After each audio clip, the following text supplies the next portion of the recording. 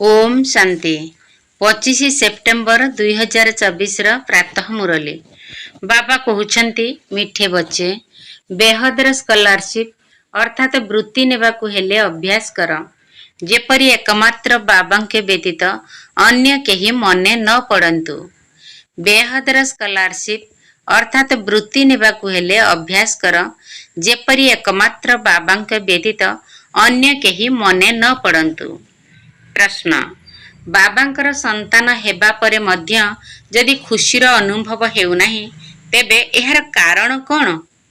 बाबांकर संतान हेबा परे मध्य यदि खुशीर अनुभव हेउनाही तेबे एहार कारण कौन? उत्तर बुद्धि संपूर्ण ज्ञान रहुनाही। बाबांकु यथार्थ भावरे मने पकाउ नाहंती। जोग न करिबा कारणरु माया धोखा देउछि। सेथिपाई खुशीर अनुभव हेउनाही। तुममानक भितरे निशा रहिबा दरकार। बाबा आमको विश्वर मालिक करुछंती तेबे उमंग उत्साह आसीबा सहित खुशी मध्य रहिबो। बाबांक ठारू वर्तमान पवित्रता सुख एवं शांतिर जे वर्षा मिलुछि सेथिरे भरपूर होई रुह तेबे खुशी रहिबो। ओम शांति। ओम शांतिर अर्थ को पिला माने भल भावरे जानिछंती। मु आत्मा एहा मोर शरीर एही कथा को भल भावरे मने पकाओ। भगवान अर्थात आत्मा मानकर पिता परमात्मा आमको पाठ पढ़ाउछंती एपरि केबे शुणिछ? सेमाने तो भाबुछंती कृष्ण पढ़ाउछंती किंतु तांकर तो नाम रूप अछि ना। एठारे तो निराकार बाबा पाठ पढ़ाउछंती आत्मा शुणुछि एवं परमात्मा शुणाउछंती। एहा नुआ कथा ना। विनाश तो निश्चित हेबो एपरि मध्य गायन रहिछि। गोटिए हेला विनाश काले विपरीत बुद्धि आउ गोटिए हेला विनाश काले प्रीत बुद्धि। आगरु तुमे माने मध्य कहुथिल ईश्वर सर्वव्यापी। गोड़ी माटी रे मध्य ईश्वर अछंती। एही सब कथा को भल भावरे बुझिबाकू हेबो। ए कथा तो बुझी जाइछ जे आत्मा अविनाशी शरीर विनाशी। आत्मा केबे छोट बड़ हुए नाही। आत्मा एते क्षुद्र हेले मध्य 84 जन्म नहीं सारा अभिनय करुछि। आत्मा शरीर को चलाउछि। सर्वोच्च बाबा पढ़ाउछंती तेणु पद मध्य निश्चित उच्च मिलिबो। तेबे आत्मा ही पाठ पढ़ी पद पाउछि। आत्मा को देखि हुए नाही। बहुत चेष्टा करुछंती जे देखिबा आत्मा केमिति आसुछि केउ बाटे बाहरी जाउछि किंतु किछि भी जणा पड़ु नाही। केही देखिले मध्य बुझी परिबे नाही। एकथा तो तुमे माने जानिछ जे आत्मा ही शरीर रे निवास करुछि। आत्मा एवं जीव शरीर अलगा अलगा। आत्मा छोट बड़ होई न थाए। जीव छोटरू बड़ होई थाए। आत्मा ही पतित एवं पावन होई थाए। आत्मा ही बाबा को डाकुछि हे पतित आत्मा मानकु पवित्र करुथिबा बाबा आस। ए कथा मध्य बाबा बुझाइछंती। समस्त आत्मा माने होउछंती ब्राइड्स कन्या अथवा सीता आउ से हेले राम अथवा ब्राइडग्रूम बर। दुनिया रे लोक माने समस्त को ब्राइडग्रूम कहि देउछंती। ब्राइडग्रूम समस्त भितरे प्रवेश करिवे एहा कौन संभव? बुद्धि रे एही ओलटा ज्ञान थिबा कारणरु तळकु खसी आसीछंती। काहेकि ना बहुत निंदा करुछंती पाप करुछंती बदनाम करुछंती। मनुष्य माने बाबांकर बहुत तीव्र निंदा करिछंती। पिला माने कौन केबे बापांकर ग्लानि करिवे? किंतु आजिकाली पिला माने बिगिड़ी गले बापांकु मध्य गाली देउछंती। ये तो हेउछंती बेहदर पिता। आत्मा बेहदर पितांकर ग्लानि करिछि। बाबा आपण कइंछ अवतार मत्स्य अवतार नैछंती। कृष्णकर मध्य ग्लानि करुछंती। राणी मानकु चोराई नैथिले एपरि करिथिले। लहुणी चोराउथिले। लहुणी आदि चोरी करिबा तांकर कोन दरकार थिला? केते तम्हा प्रधान बुद्धि होई जाइछि। बाबा कहउछंती मु आसी तुमको पवित्र करिबा पई बहुत सहज उपाय बताउछि। बाबा ही पतित पावन सर्वशक्तिमान अटंती। जेपरि साधु संत आदि जिए भी अछंती तांको शास्त्रर अथॉरिटी बा अधिकारी कुहा जाउछि। शंकराचार्य को मध्य वेद शास्त्र आदिर अथॉरिटी कुहा जाई परिबो। तांकर केते बड़ीमा रहिछि। शिवाचार्यंकर कौनसी बड़ीमा नाही। କିମ୍ବା ତାଙ୍କ ସାଥିରେ କୌଣସି ଅନୁଗାମୀ ବା ଚେଲା ନାହାନ୍ତି। ଶିବ ବାବା ତ ସବୁ ବେଦ ଶାସ୍ତ୍ରର ସାରାଂଶ ଶୁଣାଉଛନ୍ତି। ଯଦି ଶିବ ବାବା କିଛି ବଡ଼ିମା ଦେଖାଇବେ ତେବେ ପ୍ରଥମେ ବ୍ରହ୍ମାଙ୍କର ମଧ୍ୟ ବଡ଼ିମା ଆବଶ୍ୟକ। କିନ୍ତୁ ନା, ବାବା କହୁଛନ୍ତି ମୁଁ ତୁମ ପିଲାମାନଙ୍କର ସେବକ ଅଟେ। ବାବା ଏହାଙ୍କ ଭିତରେ ପ୍ରବେଶ କରି ପିଲାମାନଙ୍କୁ ବୁଝାଉଛନ୍ତି ଯେ ତୁମେମାନେ ଅପବିତ୍ର ହୋଇ ଯାଇଛ, ପବିତ୍ର ଥିଲ, ପୁଣି 84 ଜନ୍ମ ପରେ ଅପବିତ୍ର ହୋଇ ଯାଇଛ। ଇତିହାସ ଭୂଗୋଳର ପୁଣି ପୁନରାବୃତ୍ତି ହେବ। ଇଏ ବ୍ରହ୍ମା ମଧ୍ୟ 84 ଜନ୍ମ ଭୋଗ କରିଛନ୍ତି, ପୁଣି ତାଙ୍କୁ ସତ୍ତ୍ୱ ପ୍ରଦାନ ହେବାର ଉପାୟ ବତାଉଛନ୍ତି। ବାବା ହିଁ ସର୍ବଶକ୍ତିମାନ ଅଟନ୍ତି। ବାବା ବ୍ରହ୍ମାଙ୍କ ଦ୍ୱାରା ସମସ୍ତ ବେଦ ଶାସ୍ତ୍ରର ସାରାଂଶ ବୁଝାଉଛନ୍ତି। ସେଥିପାଇଁ ଚିତ୍ରରେ ବ୍ରହ୍ମାଙ୍କ ହାତରେ ଶାସ୍ତ୍ର ଦେଖାଇଥାନ୍ତି, କିନ୍ତୁ ବାସ୍ତବରେ ଶାସ୍ତ୍ର ଆଦିର କିଛି କଥା ନାହିଁ। ନା ବାବାଙ୍କ ପାଖରେ ଶାସ୍ତ୍ର ଅଛି, ନା ଏହାଙ୍କ ବ୍ରହ୍ମାଙ୍କ ପାଖରେ ଶାସ୍ତ୍ର ଅଛି। ନା ତୁମ ପାଖରେ କୌଣସି ଶାସ୍ତ୍ର ଅଛି। ବାବା ତୁମକୁ ନିତ୍ୟ ନୂଆ ନୂଆ କଥା ଶୁଣାଉଛନ୍ତି। ଏକଥା ଜାଣିଛ ଯେ ଏସବୁ ଭକ୍ତି ମାର୍ଗର ଶାସ୍ତ୍ର। ମୁଁ କ'ଣ କୌଣସି ଶାସ୍ତ୍ର ଶୁଣାଉଛି କି? ମୁଁ ତ ତୁମକୁ ମୁଖରେ ଶୁଣାଉଛି, ତୁମକୁ ରାଜଯୋଗ ଶିଖାଉଛି, ଯାହାର ନାମ ଭକ୍ତି ମାର୍ଗରେ ଗୀତା ରଖି ଦିଆଯାଇଛି। ମୋ ପାଖରେ ଅଥବା ତୁମ ପାଖରେ କୌଣସି ଗୀତା ଆଦି ଅଛି କି? ଇଏ ହେଉଛି ପାଠପଢ଼ା। ପାଠପଢ଼ାରେ ଅଧ୍ୟାୟ ଶ୍ଲୋକ ଆଦି ଥାଏ କି? ମୁଁ ତୁମମାନଙ୍କୁ ପାଠ ପଢ଼ାଉଛି, ଏହିପରି କଳ୍ପ କଳ୍ପ ପଢ଼ାଉଥିବି। କେତେ ସହଜ କଥା ବୁଝାଉଛି। ନିଜକୁ ଆତ୍ମା ମନେକର। ଏହି ଶରୀର ତ ମାଟି ହୋଇଯିବ। ଆତ୍ମା ଅବିନାଶୀ। ଶରୀରକୁ ତ ବାରମ୍ବାର ଜଳାଇ ଦେଇଥାନ୍ତି। ଆତ୍ମା ଗୋଟିଏ ଶରୀର ଛାଡ଼ି ଅନ୍ୟ ଏକ ଶରୀର ନେଇଥାଏ। ବାବା କହୁଛନ୍ତି ମୁଁ ତ ଥରେ ମାତ୍ର ଆସୁଛି। ଶିବରାତ୍ରି ମଧ୍ୟ ପାଳନ କରୁଛନ୍ତି। ବାସ୍ତବରେ ଶିବ ଜୟନ୍ତୀ ହେବା ଦରକାର, କିନ୍ତୁ ଜୟନ୍ତୀ କହିବା ଦ୍ୱାରା ମାତା ଗର୍ଭରୁ ଜନ୍ମ ନେବା ହୋଇଯାଉଛି। ସେଥିପାଇଁ ଶିବରାତ୍ରି କହି ଦେଉଛନ୍ତି। ଦ୍ୱାପର କଳିଯୁଗ ରୂପକ ରାତ୍ରିରେ ମୋତେ ଖୋଜୁଛନ୍ତି, କହୁଛନ୍ତି ସର୍ବବ୍ୟାପୀ ଅଟନ୍ତି। ତେବେ ନିଜ ଭିତରେ ମଧ୍ୟ ଅଛନ୍ତି ନା? ଯଦି ତୁମ ଭିତରେ ଅଛି ତେବେ ଧକ୍କା କାହିଁକି ଖାଉଛ? ଏକଦମ ଦେବତାରୁ ଯେପରି ଆସୁରୀ ସମ୍ପ୍ରଦାୟ ହୋଇଯାଇଛନ୍ତି। ଦେବତାମାନେ କ'ଣ କେବେ ମଦ୍ୟପାନ କରିଥାନ୍ତି କି? ସେହି ଆତ୍ମାମାନେ ହିଁ ପୁଣି ତଳକୁ ଖସିବା କାରଣରୁ ମଦ୍ୟପାନ ମଧ୍ୟ କରୁଛନ୍ତି। ବାବା କହୁଛନ୍ତି ଏବେ ଏହି ପୁରୁଣା ଦୁନିଆର ବିନାଶ ନିଶ୍ଚୟ ହେବ।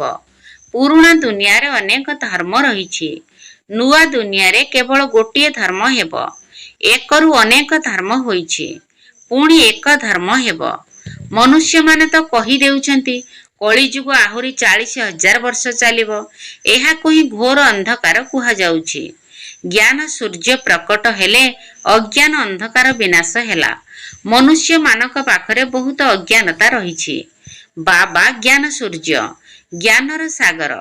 ଯେତେବେଳେ ଏଠାକୁ ଆସୁଛନ୍ତି ତୁମର ଭକ୍ତି ମାର୍ଗର ଅଜ୍ଞାନତା ଦୂର ହୋଇଯାଉଛି। ତୁମେମାନେ ବାବାଙ୍କୁ ମନେ ପକାଇ ପକାଇ ପବିତ୍ର ହୋଇଯିବ। ଆତ୍ମାର ସବୁ ମଇଳା ବାହାରି ଯିବ। ଏହା ହିଁ ଯୋଗ ଅଗ୍ନି ଅଟେ। କାମ ଅଗ୍ନି ସମସ୍ତଙ୍କୁ କଳା କରି ଦେଉଛି। ଯୋଗ ଅଗ୍ନି ଅର୍ଥାତ୍ ଶିବ ବାବାଙ୍କର ସ୍ମୃତି ଗୋରା କରି ଦେଉଛି। ସେଥିପାଇଁ କୃଷ୍ଣଙ୍କ ନାମ ଶ୍ୟାମ ସୁନ୍ଦର ରଖିଛନ୍ତି, କିନ୍ତୁ ଅର୍ଥ କିଛି ବୁଝୁନାହାନ୍ତି। ବାବା ଆସି ଏହାର ଅର୍ଥକୁ ବୁଝାଉଛନ୍ତି। ପ୍ରଥମେ ସତ୍ୟ ଯୁଗରେ ସମସ୍ତେ କେତେ ସୁନ୍ଦର ଥିଲେ। ଆତ୍ମା ପବିତ୍ର ସୁନ୍ଦର ଥିଲା, ତେଣୁ ଶରୀର ମଧ୍ୟ ପବିତ୍ର ସୁନ୍ଦର ହୋଇଥାଏ। ସେଠାରେ ଧନ ଦୌଲତ ସବୁ କିଛି ନୂଆ ହେବ। ନୂଆ ଧରଣୀ ପୁଣି ପୁରୁଣା ହୋଇଥାଏ। ବର୍ତ୍ତମାନ ଏହି ପୁରୁଣା ଦୁନିଆର ବିନାଶ ନିଶ୍ଚିତ ହେବ। ସେଥିପାଇଁ ଖୁବ୍ ପ୍ରସ୍ତୁତି ଚାଲିଛି। ଭାରତବାସୀ ଏତେ ବୁଝୁନାହାନ୍ତି ଯେତେ ସେମାନେ ବା ବିଦେଶୀମାନେ ବୁଝିଛନ୍ତି କି ଆମେ ନିଜ କୁଳର ବିନାଶ କରୁଛୁ। ଭାବୁଛନ୍ତି କେହି ପ୍ରେରକ ଅଛନ୍ତି। ବିଜ୍ଞାନ ଦ୍ୱାରା ଆମେ ନିଜର ହିଁ ବିନାଶକୁ ନିମନ୍ତ୍ରଣ କରୁଛୁ। ଏକଥା ତ ମଧ୍ୟ ଜାଣିଛନ୍ତି କୃଷ୍ଣଙ୍କର 3000 ବର୍ଷ ପୂର୍ବରୁ ଭାରତ ସ୍ୱର୍ଗ ଥିଲା। ଏଠାରେ ଭଗବାନ ଭଗବତୀଙ୍କର ଅର୍ଥାତ୍ ଲକ୍ଷ୍ମୀ ନାରାୟଣଙ୍କର ରାଜ୍ୟ ଥିଲା। प्राचीन जुगरे केवल भारत ही थिला। एही राजयोग द्वारा ही लक्ष्मी नारायण एपरी होइछंती जेउ राजयोग पुणी बाबा ही शिखाई परिबे। सन्यासी माने एही योग शिखाई परिबे नाही। आजिकाली केते ठकामी करूछंती। बाहर जाई कहूछंती आमे भारतर प्राचीन योग शिखाउछु, पुणी कहूछंती अंडा खाओ, मद पियो, जहा किछि भी कर। तेबे सेमाने किपरि राजयोग शिखाई परिबे? मनुष्य को देवता किपरि करि परिबे? बाबा बुझाउछंती आत्मा केते उच्च श्रेष्ठ, किंतु पुनर्जन्म नेई नेई सत्व प्रधान रु तम प्रधान होई जाउछि। एबे तुमे पुनर्बार स्वर्गर स्थापना करूछ, सेठारे अन्य कोनोसी धर्म रहिब नाही। एबे बाबा कहूछंती नरकर विनाश त निश्चय हेबो। ए पर्यंत जेउ माने आसीछंती सेमाने स्वर्ग को त निश्चय जिबे। बाबांकर शिव बाबांकर अल्प ज्ञान शुणिले मध्य स्वर्ग को निश्चित जिबे, किंतु जेते पढ़िबे बाबा को जेते मने पकाइबे सेते उच्च पद पाइबे। वर्तमान तो समस्तंग पई विनाशर काल। विनाश काले जहार प्रीत बुद्धि सी बाबांक व्यतीत आउ काहाकू मने पकाउ नाहंती, सेही माने ही उच्च पद पाइबे। एहाकू कुहा जाए बेहदर स्कॉलरशिप बा वृत्ति। एथिरे रेस करिबा उचित। एहा हेउची ईश्वरीय लटेरी। प्रथम रे तो जोग, द्वितीय रे दैवी गुण मध्य धारण करिबाकू हेबो एवं राजा रानी हेबाकू हेले प्रजा मध्य तैयारी करिबाकू पड़िबो। किंतु केही बहुत प्रजा तैयारी करूछंती, केही कम। सेवा द्वारा ही प्रजा तैयारी होइथांती। म्यूजियम प्रदर्शनी इत्यादि द्वारा ढेर प्रजा होइथांती। वर्तमान तुमे माने पढ़ुछ, पुणी सूर्यवंशी चंद्रवंशी कूल को चली जीव। एहा तुम ब्राह्मण मानकर कूल। बाबा ब्राह्मण कूल को पोष्य करी तांको पाठ पढ़ाउछंती। बाबा कहउछंती मु गोटिए कूल एवं दुईटी डिनायस्टी बा राजवंश गढ़ुची। सूर्यवंशी महाराजा महाराणी, चंद्रवंशी राजा राणी। एमानकु डबल सिरताज दुई मुकुट धारी कुहाजिब। पर जेतेबेले बिकारी राजा माने आसीबे तांकर लाइटर मुकुट रहिब नाही। सेही डबल मुकुटधारी मानकर मंदिर तैयारी करी तांकर पूजा करिवे। पवित्र मानक आगरे अपवित्र माने मुंड नुआई थांती। सत्य जुगरे ए सब कथा हेब नाही। ताहा हेउची पवित्र दुनिया। सेठारे केही पतित रहिबे नाही। ताकु सुखधाम निर्विकारी दुनिया कुहा जाए। एहाकू कुहा जाउची बिकारी दुनिया। एठारे जणे हेले भी पवित्र नाहांती। सन्यासी माने घर द्वारा छाड़ी पळाई थांती। राजा गोपीचंदकर मध्य उदाहरण रहिछि। तुमे जानिछ कौनसी मनुष्य जणे अन्य को गति सद्गति देई परिबे नाही। मु हेउची समस्तंकर सद्गति दाता। मु आसी समस्तंको पवित्र करूछि। प्रथमे तो पवित्र होई शांति धाम को चली जीव, द्वितीय रे पवित्र होई सुख धाम को जीव। एहा हेउची अपवित्र दुख धाम। सत्य जुगरे रोग आदि किछि भी रहिब नाही। तुमे माने सेही सुख धामर मालिक थिल, पुणी रावण राज्य रे दुख धामर मालिक होइछ। बाबा कहउछंती कल्प कल्प तुमे मोर श्रीमत आधार रे स्वर्ग स्थापन करूछ, नुआ दुनियार राज्य नेउछ, पुणी पतित नरकवासी हेउछ। देवता माने ही पुणी बिकारी होई जाउछंती, बाम मार्ग रे पतित होई जाउछंती। मधुर संतान मानकु बाबा आसी निजर परिचय देउछंती कि मु थरे मात्र पुरुषोत्तम संगम जुगरे आसुछि। मु जुगे जुगे तो आसु ही नाही, कल्पर संगम जुगरे आसुछि, जुगे जुगे नुहे। कल्पर संगम रे काहेकि आसुछि? काहेकि ना नरक को स्वर्ग करूछि। प्रत्येक 5000 वर्ष परे मु आसुछि। केतेक संतान लेखुछंती बाबा आमर खुशी उल्लास रहु नाही। अरे बाबा तुमको विश्वर मालिक करूछंती। एपरी बाबा को मने पकाई तुमे माने खुशी हेउ नाह। पूरा जोग करू न थिबारु खुशी स्थायी होई रहु नाही। पति को मने पकाई खुशी हेउछ, जे तुमको पतित करूछंती। बाबा तुमको डबल मुकुटधारी करूछंती, तांको मने पकाई खुशी हेउ नाह। बाबांकर संतान होई पुणी कहूछ खुशी रहु नाही, तेबे संपूर्ण ज्ञान बुद्धि रे नाही, जोग करू नाह। सेतिपाई माया धोखा देउछि। पिला मानकु केते भल भाबरे बुझाउछंती, कल्प कल्प बुझाउछंती। जेउ आत्मा माने पत्थर बुद्धि होई जाइछंती तांकु पारस बुद्धि करूछंती।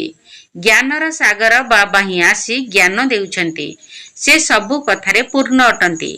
पवित्रता स्नेह सबुथिरे पूर्ण सी ज्ञानर सागर स्नेहर सागर ना एपरी बाबांक ठारू तुमको एही सबु वर्षा बा संपत्ति मिलुछि